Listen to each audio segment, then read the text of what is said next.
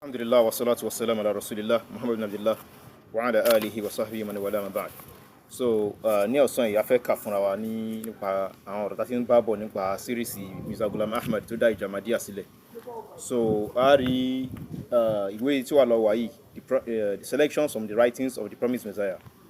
So ìwé yìí ló mú jáde nínú àwọn ọ̀rọ̀ rẹ̀ tó sọ sáwọn owó ẹ̀ káàkiri bíi khazain rawahaniya wọ́n pè ní rawhani khazain lédè tiwọn, izalatul awham, injab al-atham àti bẹ́ẹ̀ bẹ́ẹ̀ lọ.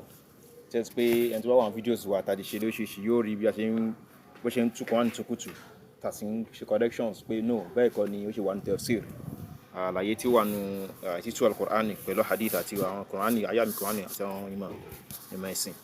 So pẹ̀lú pé àwọn kan máa ń tanra wọn ní ìgbà kan Islam ti kú ẹnìkan wá dìde, so àìmọ̀ kan ní jẹ́bẹ̀ ìgbà wọn Islam kú kò sígbà náà nọ́ọ̀sì Islam ti sọ dìde sọ ni pé ní Islam yìí wà ní Sahih Bukhari wà ní Sahih Muslim mustaqimun hatta títí yára ìkẹ́ àwọn àfidé la yazal amrullahi mustaqiman, ọ̀rọ̀ Ọlọ́run bá ti ń ṣe rodo Islam mustaqiman kò ní yé máa dúró déédéé títí hatta takuma sa'a hatta yati amrullah.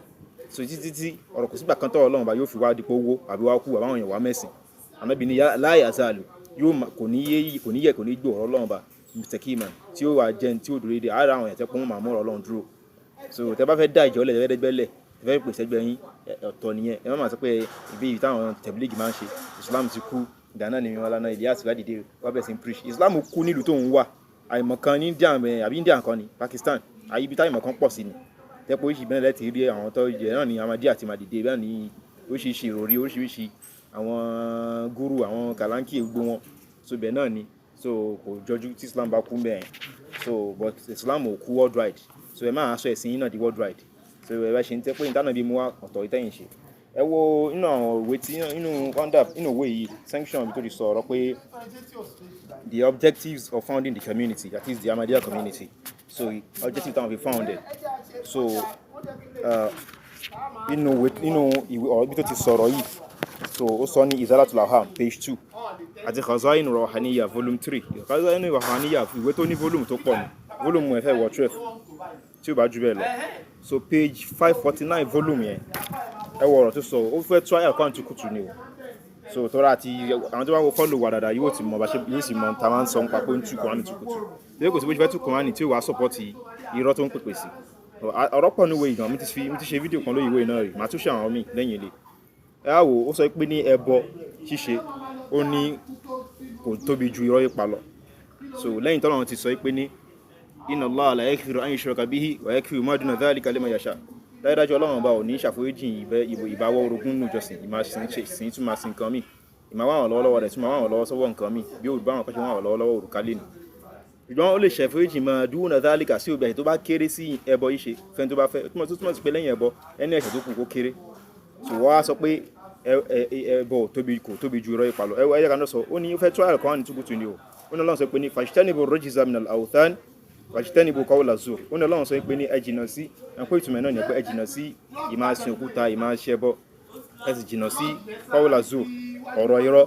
So inú àwọn túmọ̀ qawla zur ni ẹ. Ó ní this means ó ní eléyìí túmọ̀ sí, so ìtumọ̀ táwọn afá fún qawla zur ó pọ̀. So inú ọ̀rọ̀ irọ́ táwọn afá tu òun wọ́n fẹ́ sọ kan bẹ́ẹ̀ sí ó fẹ́ mú ọ̀rọ̀ rẹ̀ wá ní this means eléyìí túmọ̀ sí gbọ́dọ̀ ṣe máa ń tú àìkọ́ ni a kàn sọ pé this means torí pé kò wù lẹ́yìn ṣàfà ti ka ọ̀rọ̀ rẹ̀ tàbá ka ọ̀tàn rẹ̀ ìṣàlẹ̀ tí sọmọ rẹ̀ kọ Mahmoud Bashiruddin Mahmoud tọmọ rẹ̀ kọ lẹ́yìn rẹ̀ ó dẹ́ pé àwọn òwe mi wà irú tọmọ yẹn wọn fẹ́ gbé jáde mọ́tò rọ́mọ̀ pé àwọn afá ti fi mú wọn. Ó ní this means eléyìí túmọ̀ sí pé ẹ̀rí ó fẹ́ fi tútùkùtù ni ọ̀. Ó ní shun the abomination of idols and stay away from telling of lies. Ẹ pé ẹ fi ìmáṣẹ́bọ́lẹ̀ ìwà ridges tó jẹ́ ìwà ẹbọ ìwà dọ̀tí ṣe ìwà ìwọ̀ ẹ fi tó jẹ́ ìwà sí ẹbọ. Ó ní Ọlọ́run ní ẹ jìnnà sí, lẹ́yìn náà ẹ jìnnà sí irọ́ yípa. Ó wá ní and stay away from the telling of lies which is no less sinful than idolatry. Lẹ́yìn náà gbọ́rọ̀ ìyẹn ni pé ní irọ́ yípa kò kéré sí ìṣẹbọ, kò sí eré sí ìmá bòrìṣà sọ̀rọ̀ tiẹ̀ nìyẹn. Sógbà pé ká parọ́ ẹ̀ṣẹ̀ yẹn bákan náà ní ká sí nǹkan míì lẹ́yìn tọ́lọ́run sì ti àfáàmù ẹ̀ pé ẹ̀ṣẹ̀ ẹbọ sọ́lọ́run òun kì í ṣàforíjì rẹ̀, ṣùgbọ́n tó bá kéré sẹ́bọ̀ òun lè ṣàforíjì rẹ̀, tó túmọ̀ sí pé irọ́ náà ń bẹ́nu ẹ̀ṣẹ̀ tó kéré sẹ́bọ̀. So Ọlọ́run sì ní wàmánà sápínà láì haditha talent tó fẹ́ sọ̀rọ̀ òdòjọ́ Ọlọ́run bá lọ. so ó túmọ̀ sí pé òun ní òpùrọ́ bó dẹ̀ ṣe máa ń tú ọ̀yà Ọlọ́run ní kùtùkùtù gidi tààrà ni ẹ̀fẹ́ tó bá ń fọ́lù àwọn ìwé rẹ̀ tó máa ń ti especially àwọn táwọn mú jáde. So eléyìí náà jẹ́ nǹkan tí ó jẹ́ kí ẹ̀kọ́ rẹ̀ àwọn èèyàn sì máa tẹ̀lé ní tẹ̀lé pé òun náà ní tẹ̀lé tí ẹni pé ànábì wọn sọ̀sọ̀ lọ́n tẹ̀lé lẹ́ni tẹ́ pé tàbá ní tẹ̀lé àwọn ìṣànábì òpùrọ́ ní ẹ̀hún ṣànábì ọkọ̀ parọ́ mọ́ ànábì mọ́ rẹ̀ ni kò sí ń ṣèwà lákọ̀ọ́kọ́ ìsálámọ̀ ti sọ rẹ̀ àlàásọ́rì lánàá sí ó ti sọ rẹ̀ sàjà ti sọ rẹ̀ báàbù ti sọ rẹ̀ kúrà ní àwọn ìlú mi sí bá house of worship wà ń bẹ̀